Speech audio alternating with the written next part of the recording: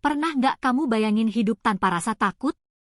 Nggak takut gelap, nggak takut hantu, nggak takut ular, bahkan nggak takut mati. Kedengarannya kayak superpower ya? Tapi, apa jadinya kalau otak kamu benar-benar nggak bisa merasa takut? Hari ini, kita bahas kisah nyata tentang seseorang yang hidupnya tanpa rasa takut. Dan kenapa itu justru bisa jadi hal paling berbahaya. Tahun 1994, ilmuwan dari Amerika Serikat bertemu dengan seorang wanita misterius yang hanya dikenal dengan inisial SM. Usianya waktu itu sekitar 30-an. Hidup seperti biasa. Tapi dia punya satu kondisi langka yang mengejutkan dunia sains. Dia tidak bisa merasa takut. Sama sekali.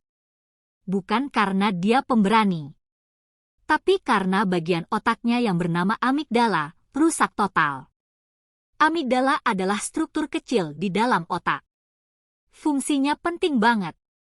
Mengolah rasa takut, memberi sinyal bahaya, dan mengaktifkan reaksi fight or flight dalam tubuh SM.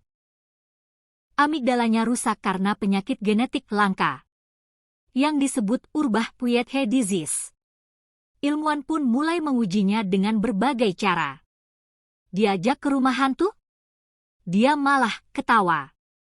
Diperlihatkan ular besar dan laba-laba berbisa? Dia justru penasaran. Pengen pegang. Pernah juga dia diserang di jalan. Reaksinya? Tenang.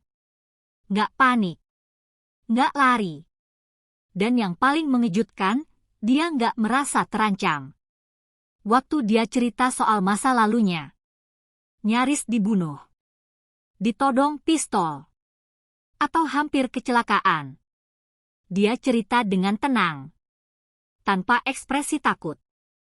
Seolah semuanya biasa aja. Ilmuwan sempat bertanya, apakah dia manusia super? Tapi jawabannya lebih rumit dari itu.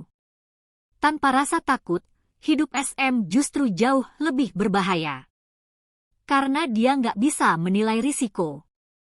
Dia sering banget masuk situasi yang berbahaya dan nggak sadar. Nggak pakai seat belt. Jalan di lingkungan rawan kejahatan tanpa rasa curiga. Dan sering ngobrol akrab sama orang asing tanpa perhitungan.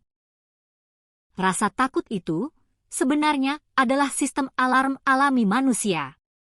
Tanpa itu, kamu kayak mobil tanpa rem pas lagi turun gunung. Tapi ada satu hal yang bikin para ilmuwan benar-benar tercengang.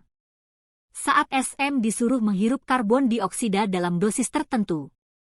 Simulasi yang bikin tubuh merasa seolah-olah kehabisan napas. Tiba-tiba dia takut. Takut beneran. Kenapa? Karena reaksi itu bukan lewat amigdala, tapi lewat sistem pernapasan tubuh. Refleks murni. Artinya, SM gak kebal total terhadap ketakutan. Dia cuma kehilangan versi emosionalnya. Yang menarik, dia bahkan bilang, aku gak tahu ini apa. Mungkin ini yang orang sebut takut, ya. Amigdala bukan cuma untuk rasa takut, tapi juga buat emosi lain. Cemas, jijik, trauma, dan pengambilan keputusan. Tanpa amigdala, seseorang nggak bisa baca ekspresi wajah orang lain. Nggak bisa ngerti situasi yang mengandung ancaman. Dan sulit belajar dari pengalaman buruk. Kasus SM membantu para ilmuwan paham.